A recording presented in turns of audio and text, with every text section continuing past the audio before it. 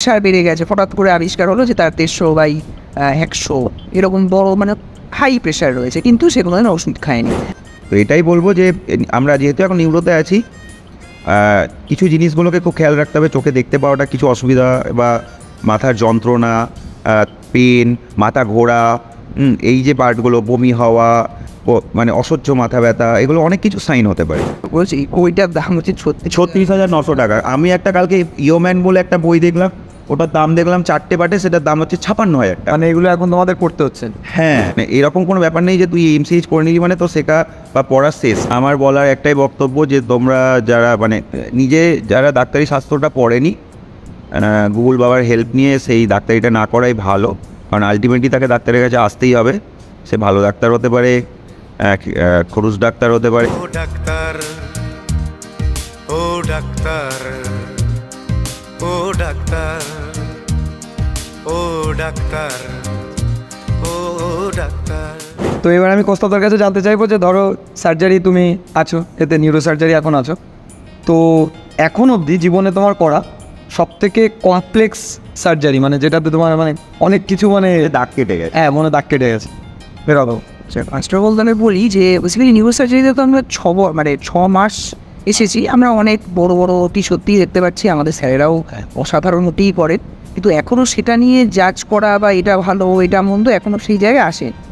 কিন্তু এই কোশ্চেনের অ্যান্সার যদি আমাকে দিতে হয়, আমি একটু ব্যাকে আবারও সেই আমাকে রেট্রো লুক আর কি ব্যাকে গিয়ে বলতে হবে যে জেনারেল সার্জারির একটা ওটির কথা মানে বলতে গেলে যে আমি যখনই চোখ বন্ধ করে যে কোনো জায়গায় আমি বসবো, আমার সেই দিনের অভিজ্ঞতাটা এখনও মনে থাকবে, বলি দাদারও মনে থাকবে। সেটা হচ্ছে আমি 2019 সালের কথা, 2019 সালের 25শে ডিসেম্বরের আগে 24শে ডিসেম্বর, এই প্যান্টটা বলছিস হিংসি পাচ্ছি না, গল্প 24শে ডিসেম্বরের কথা বলছি।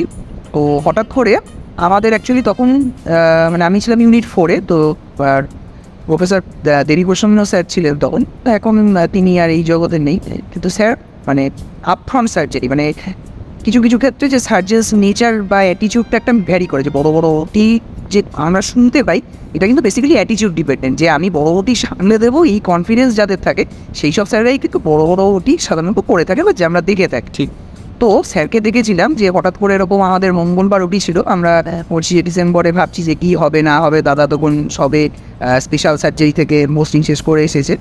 তো ঠিক আছে, স্যার তখনও মঙ্গলবার দিন আমাদের ওটি একটা ওটি ছিল, আমাদের এক্স্যাক্ট খেয়াল করছে না যে হয় গলব্লাডার ওটি ছিল বা আর্নিয়া, আমরা ওটিটা হয়ে গেছে। স্যার তখনও আসে দিয়ে স্যার ঠিক মোটামুটি 12:30 সকাল মানে 12 PM নাগাদ এলেন। এসে স্যার বললেন যে প্রিপেয়ার, কোনো একজন পেশেন্টকে দেখতে পেলাম যে তিনি এমার্জেন্সি থেকে ভর্তি হচ্ছে। আমরা গিয়ে দেখতে পেলাম যে পেশেন্টের একটা কমপ্লেন বলছে যে তার লেফট সাইড লোয়ার লিম্বে একটা উইকনেস, এরকম কিছু কমপ্লেন অনেক দিনের। তো আমরা ওনার কাছে সিটি রিপোর্ট অ্যাভেলেবেল ছিল, তো সিটি রিপোর্টে দেখা গেল যে অ্যানিউরিজম বলা হয়, অ্যাবডোমিনাল অ্যাওর্টিক অ্যানিউরিজম। তো অ্যাবডোমিনাল অ্যাওর্টা থেকে যে পলমোনারি আইলিয়াকের থেকে যে ব্রাঞ্চ হয় আর্টারিয়াল, সেই অ্যানিউরিজম। ভালো, স্যার নিজে ছিলেন হচ্ছে সিটিভিএস মানে কার্ডিওথোরাসিক অ্যান্ড ভাস্কুলার সার্জারি। তো জেনারেল সার্জারি ডিপার্টমেন্টে স্যার জেনারেল সার্জারিতে পোস্টেড ছিলেন, তো সেখানে একটা ওটি। এবার ব্যাপারটা নিশ্চয়ই বুঝতে পারছেন যে আমি একটু আগে প্রথমেই বললাম যে দুটো ব্রাঞ্চকে আমি সব ব্রাঞ্চই অসাধারণ, এটা নিয়ে আমি কোনো মানে নেক্সট মানে কোনো কন্ট্রোভার্সিয়াল ওপিনিয়ন দেবো না। যেটা বলবো যে মেন দুটো ব্রাঞ্চের ওটি দেখে কিন্তু সত্যিই মানে গায়ের লোম খারাপ হয়ে যেতে পারে, সেটা হচ্ছে নিউরো সার্জারি আর হচ্ছে সিটিভিএস সার্জারি। তো স্যার ছিলেন সিটিভিএস। তো একটা যে আমরা সিটি রিপোর্ট যখন দেখলাম সেখানে দেখলাম যে অ্যানিউরিজম রয়েছে, যে কোনো সময় সেটা রাপচার করতে পারে, বা যাকে বলা হয় যে টিকিং বম, যে কোনো সময় যদি অ্যানিউরিজম রাপচার করে দেয় তখন কিন্তু এমার্জেন্সি সার্জারি করতে হবে। তো স্যার যে পেশেন্টকে নিয়ে এসেছিলেন কোনোভাবে স্যার চেনেন হয়তো যে সেটা কিন্তু অলরেডি রাপচার করে গেছিলেন, এমার্জেন্সি সার্জারি দরকার। ওর সাথে সাথে ওটি রেডি হয়ে গেল। স্যার মানে আমাদের যারা অ্যানাস্থেটিস্ট ছিলেন ম্যাডাম, তিনিও খুবই শর্মিলা ম্যাডাম ছিলেন, ও তারাও খুব মানে সত্যিই সাধারণ ছিল। আর সাথে সাথে নেমে পড়লাম যে মানে জেনারেল সার্জারি ওটিতে আমরা সাথে সাথে কিন্তু মানে বিভিন্ন ভাস্কুলার অপারেশনস দেখতে পেলাম। স্যারের জন্য স্পেশাল একটা ভাস্কুলার সেটও থাকতো সাথে সাথে, সেখানেই আমরা দেখেছিলাম যে অ্যাবডোমিনাল অ্যাওর্টাতে ক্ল্যাম্প মেরে দেওয়া। তো ব্যাপারটা মানে যারা ফটো তো মানে আমাদের খুবই মানে স্যার এখানে ওখানে রিসার্চ করছেন সব ঠিক আছে, অ্যাবডোমিনাল অ্যাওর্টাতে ক্ল্যাম্প মেরে না, স্যার অ্যাবডোমিনাল অ্যাওর্টায় ক্ল্যাম্প মেরে দিলেন, তো মানে ভাবতেই পারছি না। মানে যাই হোক, তো সেই মানে ওটিটার আউটকাম খুব ভালো ছিল এবং কিন্তু হাঁটতে হাঁটতে মনে হচ্ছে আমি বলছি লিফটে দাদার একদম একদম দাদার সঙ্গে জায়গা দেখা হয়, আমরা যখন জিজ্ঞাসা করি যে দাদা ভালো আছে কি না, একদম পুরো ভালো আছে। তো যাই হোক, আমি তোমার কাছে একটু জানতে চাইবো যে তোমার জীবনে করা সার্জারি তুমি তো অনেক দেখে নিয়েছো বা নিজেও করেছো অনেক, তো তোমার সব থেকে মজা কোনটাতে লেগেছে, মানে যেটা তোমার ধরো যে এখন অবধি মানে এটা খুব মজা? আমার আবার ফান্ডাটা আবার খুব অন্যরকম। আমি যতক্ষণ সারাদিন হসপিটালে থাকি আমি সব সময় মজা করতে থাকি, মানে ইনফ্যাক্ট আজকে সকাল থেকেও অনেক মজা করেছি। ডিউটিটাকে আমি সবসময় মানে এইভাবে না, এবার এত মানে আমি কথা বলি সবার সাথে, পেশেন্টদের সাথে, এক্স্যাক্টলি মানে আমার ওভাবে মনে নেই মানে কোন পেশেন্টটাকে আমি বলবো, তাহলে এটা তোকে একটা আলাদা আমাকে ভেবে ভেবে বসে বসে একটা সিরিজ বানাতে হবে যেখানে আমি তোকে অনেক পেশেন্টের কথা বলতে পারবো। কিন্তু বেসিক যে ব্যাপারটা আমি তোকে বলতে চাইছি যে প্রস্তাব যেটা বললো, ও একটা পার্টিকুলার ওটির কথা বললো, আমি হয়তো ভাবতে বসলে এখন অনেকগুলো ওটির কথা বলতে পারবো, কিন্তু তুই এমন একটা চাপের প্রশ্ন করলি, এক্স্যাক্টলি তুই এটা পরের ভিডিওর জন্য তুলে রাখ, আমাকে তাহলে ভেবে রাখতে হবে এক্স্যাক্টলি কোনটা আমার খুব বেশি টাফ মনে হয়েছে। হ্যাঁ, এবার কিন্তু মজার যে ব্যাপারটা বললি, দেখ প্রস্তাব যতগুলো আমরা প্রস্তাব 2019 এসছে, আমি 2018-তে এসেছি, তারপরে 2.5 বছর একসাথে ছিলাম, তারপরে আমি চলে গেলাম কিছুদিনের জন্য বন কাটিয়ে, মানে বন থেকে ছেড়ে পালিয়ে। তো তার মানে বলতে হবে ওই সময়টা আমরা একসঙ্গেই ছিলাম। প্রস্তাব আবার মেদিনীপুরে, মানে আমাদের অনেক কমন জায়গা আছে যেখানে আমরা একসাথেই ওটি করেছি। এখন তো আমরা সব কিছু একসাথেই করছি। নিউরোসার্জারিতেও অনেক বড় বড় ওটি দেখছি। হ্যাঁ, তো এবার পার্টিকুলারলি মানে যে ওই ওটিটা আমার খুব বেশি করে মনে আছে, এরকম ঘটনা অনেক আছে যেগুলো আমরা মাঝে মাঝেই চায়ের টেবিলে, চায়ের কাপে আমরা রিক্যাপ করি যে ওই দিন মনে আছে কি হয়েছিল এরকম। এক্স্যাক্টলি ওটা তো প্রস্তাব একটা বললো। আর তুই যেটা আমার কাছে জানতে চাইলি মজা, এইটা মানে আমার ক্ষেত্রে খুব একটা বাজে প্রশ্ন। তার কারণ হচ্ছে আমি প্রত্যেকটা যে একটা ছোট আর আনন্দ, মজার আনন্দ, আমি ইনফ্যাক্ট কিছুদিন আগে মনে পড়ছে নিউরোসার্জারি ওটিতে একটা তো গ্লুটিয়াল রিজিয়নে মানে পাচার কাছে একটা এত বড় সিভেসিয়াসিস্ট আমাদেরই স্টাফ, সে আমাকে বললো না আমার কাছেই পড়াবে। এবার আমি তো এখন নিউরোসার্জারি ওটি, যাই হোক ওটি তো ওটি হয়, স্যারকে বললাম স্যার এরকম আমি একটা করছি, কোনো ব্যাপার নেই। তো সেই সিভেসিয়াসিসটা করার পর আমি যে সেই আনন্দটা পেলাম, প্রস্তাবটা কোনো দিকে কিসে নেমেছিলি যেন, ও ফোর্থ ভেন্টিক্যাল টিউমার, ওইদিকে একটা ফোর্থ ভেন্টিকুলার টিউমার, ভেন্টিকুলার ছিল ডিভিশন, হ্যাঁ না বড় ওটিটা ভেরিলারি টিউব, হ্যাঁ। তো ওইদিকে একটা বড় ওটি চলছিল, এইদিকে আমি বললাম তাহলে স্যার এটা আমি করে দিই। তো সেই ওটিটা হিসাব মতো দেখতে গেলে একটা সারফেস সার্জারি, আর ওইদিকে চলছে একদম টিপিক্যাল কোর নিউরো সার্জারি। তো সেখানে দাঁড়িয়ে কিন্তু আমি এটা করেও আনন্দ পেলাম, ওটা করেও অ্যাসিস্ট করেও আনন্দ পাই, আবার যখন আমরা যে হেমারেজগুলো করি সেটাতেও আনন্দ, হার্নিয়া হাইড্রোসিল করেও আনন্দ পেয়েছি, গল ব্লাডার করেও আনন্দ পেয়েছি।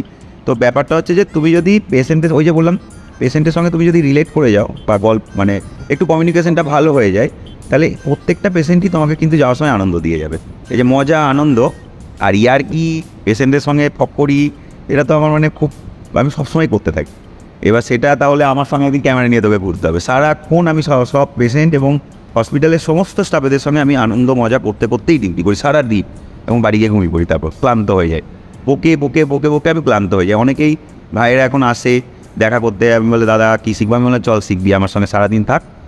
তোকেও বলেছি দেখবি মনে হয়, সবাইকেই আমি বলি যে যদি তোর কিছু শিখতে হয় দেখ, বড় বড় স্যার, বড় বড় ডাক্তার অনেক আছে যারা তোকে শিখিয়ে দেবে কীভাবে ডাক্তারিটা করতে হয়, কিন্তু আলটিমেটলি যারা সাকসেসফুল ডাক্তার তাদের সবার পেছনে দেখ একটা বড় জিনিস আছে কমিউনিকেশন। তাদের সঙ্গে পেশেন্টদের একটা বিশ্বাস যে অর্জন হয়েছে সেটা কিন্তু সেই কমিউনিকেশন দ্বারাই তারা একটা টাইমে করেছে। হয়তো তারা আজকে বিশাল ব্যস্ত হয়ে যাওয়ার পর তারা আর পেশেন্টদের সঙ্গে অত কথা বলে না, কিন্তু ওই যে একটা টাইমে তারা বলেছে তারই ফল এখনও পেয়ে যাচ্ছে। ঠিক অনেক বড় বড় ডাক্তার, নাম করবো না, কন্ট্রোভার্সি হয়ে যাবে, যারা একটা সময়ে প্রচণ্ড পাবলিক ডিলিং করেছে, এখন তারা হয়তো পেশেন্ট ছুঁয়েও দেখে না, কিন্তু তাদের পেশেন্ট কিন্তু এখনও ক্রমাগত হয়ে যাচ্ছে। তোর যে মাথায় যে বড় বড় নামগুলো আসছে কলকাতার এখন, তুই একদম ঠিকই বলছিস, ওই নামগুলোই, ঠিক আছে, আসিস না, ঠিক আছে। তো আলটিমেটলি একবার সেটা হয়ে গেলে, তারপর সেটা একটা জন্মের জন্য এনাফ তার হয়ে যায়। তাহলে কমিউনিকেশনটা করলে আর মজা করে ডিউটি করলে, নিজে যদি তুই মজা করে ডিউটি করিস, আমিও প্রস্তাব আমি সারাদিন মজা করতে থাকি। এই যে আবার তোর তো এই কাজটা হয়ে গেলেই তো আবার আমাদের কাজ আছে, তোকে এক কাপ কফি খাইয়ে আমরা বিদেই দেবো, হ্যাঁ, তো তারপরে আবার আমরা মজা করতে লাগবো। তো একটা টাইমে ডিউটি শেষ হবে, ডিউটি শেষ মানে আজকে তো আর ইমার্জেন্সি ডিউটি আমাদের নেই, কাজ যা আছে পেশেন্ট ভর্তি আছে, সবার সঙ্গে গল্প করে রাউন্ড দিয়ে আমরা আবার সন্ধ্যাবেলায় কাজ।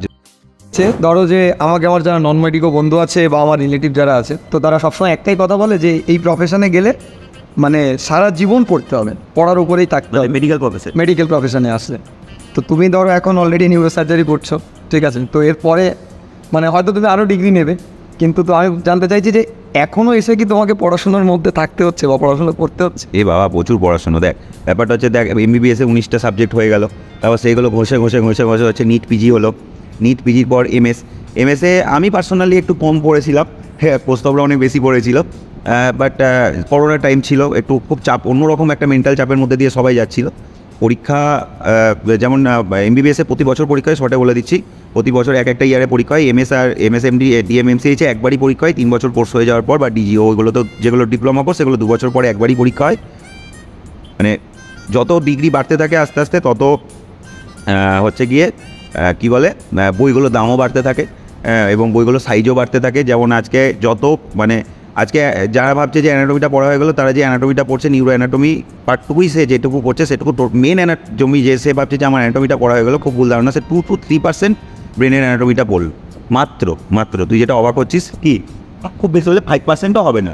মানে অ্যানাটমির আবার ওটা না। তুই যে ভাবছিস যে আমার অ্যানাটমি যেটা পড়া হয়ে গেলো সেটা অ্যানাটমি, আমার ফিজিওলজি যেটা পড়া হয়ে গেলো সেটা ফিজিওলজি, আর প্যাথোলজি যেটা পড়া হয়ে গেলো প্যাথোলজি, সে পার্ট। ফার্স্ট ইয়ারে যে তুই যেগুলো পড়ছিস, মানে ফার্স্ট ইয়ার সেকেন্ড ইয়ারে যেগুলো পড়ছিস, সেটা জাস্ট একটা পার্ট। তুই ওইটাই ধর, এবার তোকে আমি ছোট্ট করে বোঝাচ্ছি, ধর ইউরো সার্জারিতে আছিস বা ডিএম নেফ্রো সেই পার্টটাতে তুই আছিস, বা এমসিএইচ ইউরো পার্টটাতে তুই আছিস, বা তুই সিটিবিএস পার্টটাতে আছিস এমসিএইচ, বা তুই ডিএম কার্ডিও পার্টটাতে আছিস, বা তুই এমসিএইচ নিউরো পার্টটাতে আছিস, বা ডিএম নিউরো পার্টটাতে আছিস, তাহলে সেই সময় তুই যে নিউরো, হার্ট বা কিডনি বা রিলেটেড যে অ্যানাটমিটা পড়ছিস, সেই অ্যানাটমিটার সঙ্গে ওই অ্যানাটমিটা জাস্ট ওটা এবিসিডি হিসাবে কাজ করবে। মানে ওই অ্যানাটমিটা জাস্ট একটা পার্ট, যেই তার উপর বেস করে দেখাচ্ছি হ্যাঁ রোকন স্ক্রেনিয়াল অ্যানাটমি অ্যান্ড সার্জিক্যাল অ্যাপ্রোচ, ওইটার দাম হচ্ছে 36,900 টাকা। আমি একটা কালকে ইয়োম্যান বলে একটা বই দেখলাম, ওটার দাম দেখলাম 4টে পার্টে, সেটার দাম হচ্ছে 56,000 টাকা। মানে এগুলো এখন তোমাদের পড়তে হচ্ছে? হ্যাঁ, মানে পড়তে হয়, অনেকেই পড়ছে। আমি এখনও শুরু করিনি। আমরা গ্রিনবার্গ বলে একটা বেসিক বই, সেটার দাম 8,000 টাকা। এই মোটা বই, সেটা হ্যান্ডবুক, যেটা হ্যান্ডবুক বলছে, মানে যেটা হাতে করে ওয়ার্ডে নিয়ে যাওয়া যায়, সেগুলোকে বিদেশি ভাষায়, আমরা তো সেই এখন ইউরোপিয়ান কালচার, বিদেশি মানে ব্রিটিশ কালচারটাকে এখনো ভুলতে পারি। তো হ্যান্ডবুক মানে হচ্ছে ডাক্তার ডিউটি করবে, হাতে বইটা থাকবে, তাই তো নেই? তো সেই বইটাই এত মোটা, সেই বইটাই পড়তে 1 বছর পেরিস, হ্যান্ডবুক সেটাই। তো এবার এই যে তুই নিউরোসার্জারি বললি, এবার তুই নিউরোসার্জারি ভাবগুলো ভাব। তুই ভাবলি এমসিএইচ ডিগ্রি শেষ, আর হয়তো অফিসিয়ালি কোনো মানে কম্পিটিটিভ এক্সাম দিয়ে ডিগ্রি নেই, মানে যেগুলো এই যে NEET UG, NEET PG, NEET SS. এবার তুই ব্রেনটার কতগুলো ভাগ দেয়, vascular neurosurgery, paediatric neurosurgery, onco neurosurgery মানে ক্যান্সার পার্টটা, trauma neurosurgery, skull base neurosurgery মানে যেগুলো ব্রেনের নিচের পার্টটা দিয়ে, পিডিয়াট্রিক, অঙ্ক, স্কাল বেস, ট্রমা, এই তো হয়ে গেল। আরও হয়তো তুই একটা মিস করে যাচ্ছে, মনে পড়ছে না। মানে এইটা করার পরেও শেষ নয়, তুই যদি আরও নিজেকে সুপার ফাইন করতে চাস, তাহলে আরও তোর পড়াশোনা করার জায়গা আছে, আরও ফেলোশিপ অ্যান্ড অল। তুই বিদেশ যেতে পারিস। ভাস্কুলার নিউরো পড়লাম, ভাস্কুলার নিউরো, অঙ্ক neuro, paediatric neuro, trauma neuro, এই তো আর কী আছে, স্কাল বেস নিউরো। হ্যাঁ, তো এবার আবার অ্যাপ্রোচের উপরে বিভিন্ন আছে, তুই কেটে করবি না এন্ডোস্কোপি দিয়ে করবি, তুই এইরকম আবার সেইগুলোর জন্য স্পেশাল ট্রেনিংয়ের ব্যবস্থা আছে। সেইভাবে তুই যদি বলতে চাস, পড়াশুনো মানে বলতে গেলে পড়াশুনো বা কাজ শেখার এই মুহূর্তে আলটিমেট, মানে তুই যত শিখবি ততই আছে। মানে এরকম কোনো ব্যাপার নেই যে তুই এমসিএইচ করে নিলি মানে তো শেখা বা পড়া শেষ। তুই তো এটাই তুই জিজ্ঞাসা করেছিলি যে এখানে পড়তে হয় কি না। আমি বলছি এটা পাস করে যাওয়ার পরেও তুই মানে তোকে পড়ে যেতে হবে, তুই একটা কিছু শিখে গেলি, এবার তুই হ্যাঁ তোর হাত কাপড়ের অভাব হবে না হয়তো। এমসিএইচ নিউরো তুই মনে কর বললি যে দাদা আমি এমসিএইচ নিউরো পাস করে গেলাম, আমি প্র্যাকটিস শুরু করলাম, তুমি আরজিকর থেকে বা এসএসকেম থেকে বা দিল্লির কোনো কলেজ থেকে যেখান থেকে হোক, আমি যেটুকু শিখে গেলাম আমি কনফিডেন্ট আমি কাজ করতে পারবো কিছু। তা আমি এই ওটিগুলো মোটামুটি করতে পারি, আমার এই জায়গাগুলো আমি মোটামুটি হয়ে গেছে। আমাকে কি আর বই খুলতে হবে না? তাহলে হয়তো খুলতে হবে না, মাঝে মধ্যে হয়তো নেটে 2-1টা জিনিস দেখতে হতে পারে, ভাত কাপড়ের অভাব হবে না, কিন্তু নিজেকে অ্যাডভান্সমেন্ট ডাকে যাবে।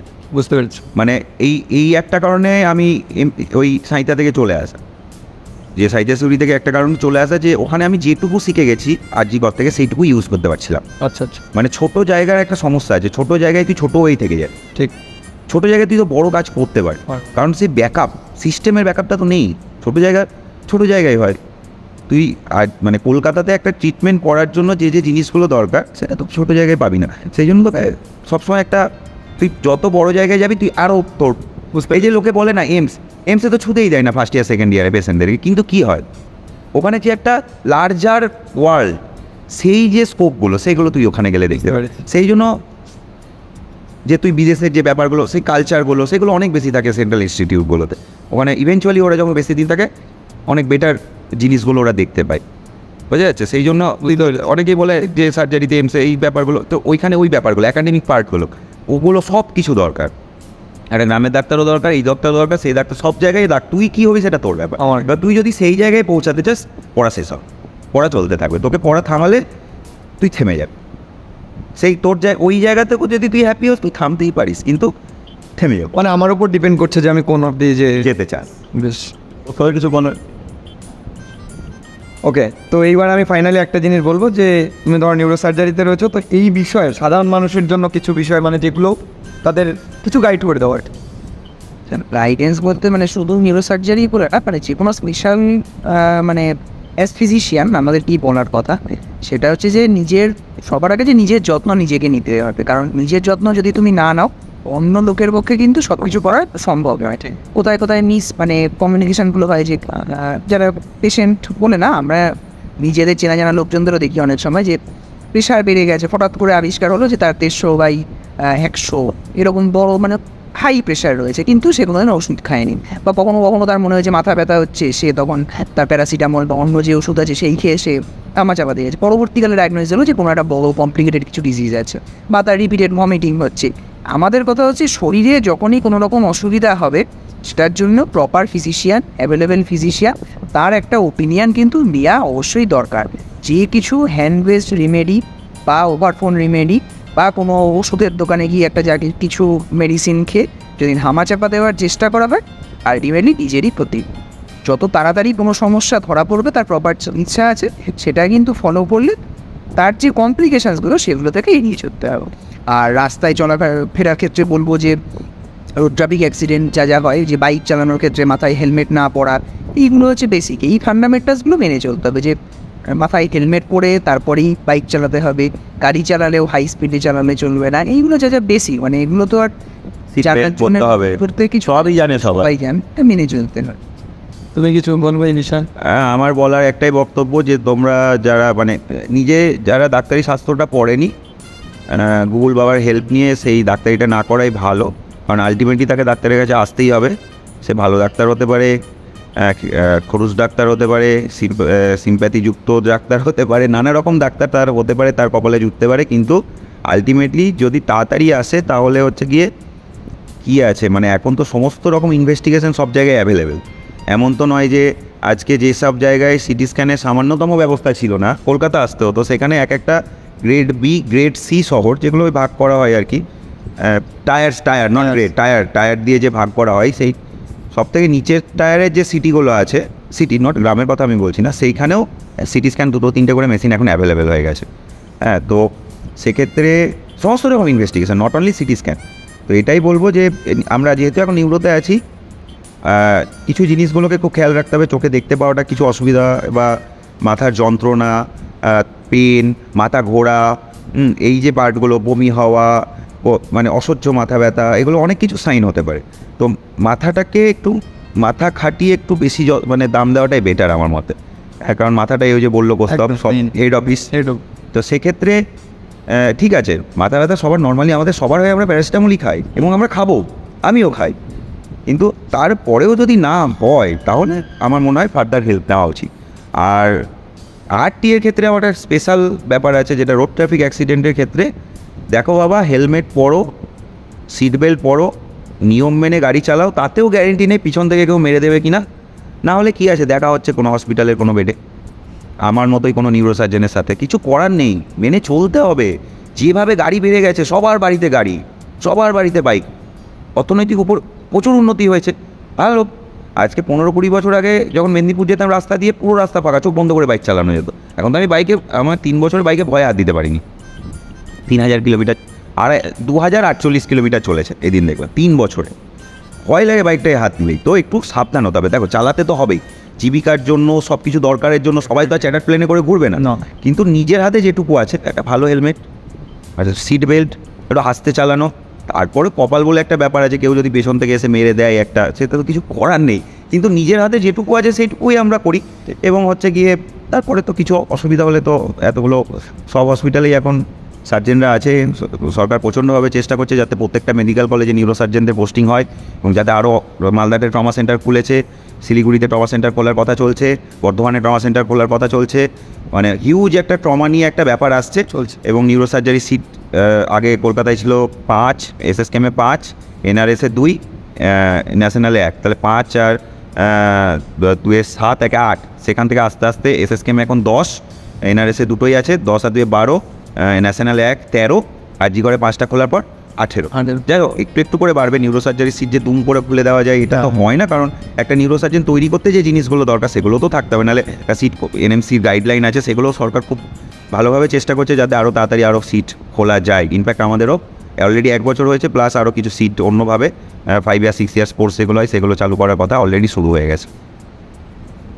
তো যাই হোক, আশা করি এই এপিসোডটা মানে অনেক ভালো লাগবে। আর এত ব্যস্ত শিডিউলের মধ্যে কুন্তলদার প্রস্তবদাদের সময় দিল, এর জন্য মানে আমি ধন্যবাদ তো দেওয়ার আমার কাছে। নিউরো সার্জারির একটা সেমিনার রুমে বসে আছি ট্রমাবাড়ি 7th ফ্লোরে। একদম, তো মানে সেই ব্যস্ত শিডিউলের মধ্যে দিয়ে টাইম বার করে, ইভেন হচ্ছে এখানে ফ্যান ছিল না, ইয়ে ছিল না, তো সেইটা দাদা দিয়ে ফোন টোন করে ব্যবস্থা করে এসিটা অন করলো। তো মানে কী করে এত ব্যস্ত শিডিউলের মধ্যেও যে দিল। আর মানে ধরো যে যারা হচ্ছে, আমি দাদাকে অনেক আগে থেকে চিনি, সেটা আলাদা কথা।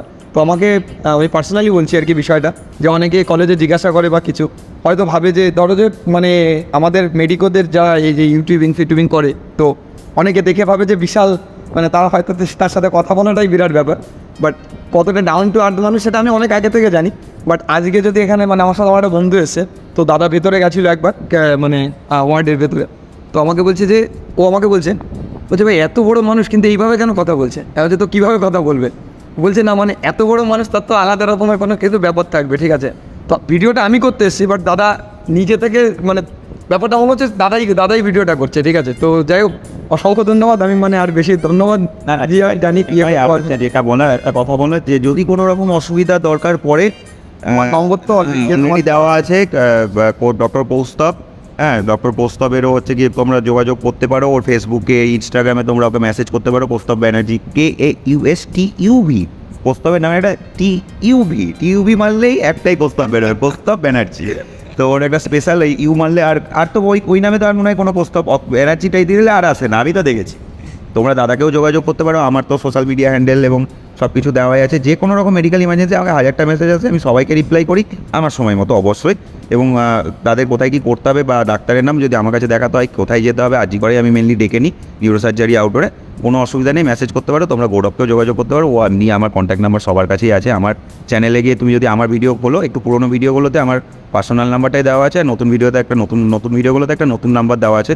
মেসেজগুলো ক্ল্যাশ করে যাচ্ছিলো বলে তোমরা যেখানে খুশি আমার সঙ্গে কন্ট্যাক্ট করতে পারো। কোনো মেডিকেল ব্যাপারে আমার কোনো অসুবিধা নেই, এই খরচাই আমি উপদেশ দিয়ে দেবো, বাস এইটুকু আমি করতে পারি, ঠিক আছে। অসংখ্য ধন্যবাদ। সো আজকের জন্য তার শেষে পরে আরও কিছু কোশ্চেন থাকে, অবশ্যই সেটা ওকে কমেন্টে জানাতে বলিস, তাহলে আমরা আরেকটা সেশন করে নেবো আবার। সেদিন আমরা আরও বলার নামটাও সঙ্গে নিয়ে নেবো, ঠিক আছে। তো তোমাদের যদি আরও কোনো কোশ্চেন থাকে দাদাই বললো, পরে আমরা আবার একটা ভিডিওতে ইয়ে করবো। তো পরের ভিডিওতে দেখা হচ্ছে। আজকে এই অবধি অনেক। আর যদি ভিডিওটা ভালো লাগে তাহলে লাইক শেয়ার কমেন্ট যেগুলো করার আর কি ওগুলো করে দাও। অবশ্যই, মানে যদি ভালো লাগে একটা লাইক শেয়ার কমেন্ট, এগুলো তো একটা জানি যারা ক্রিয়েট করে তাদের ভালো লাগে। আমাদের তার ঘর চলে না ইউটিউব দিয়ে, বাট ভালো লাগে। ঠিক আছে, টাটা।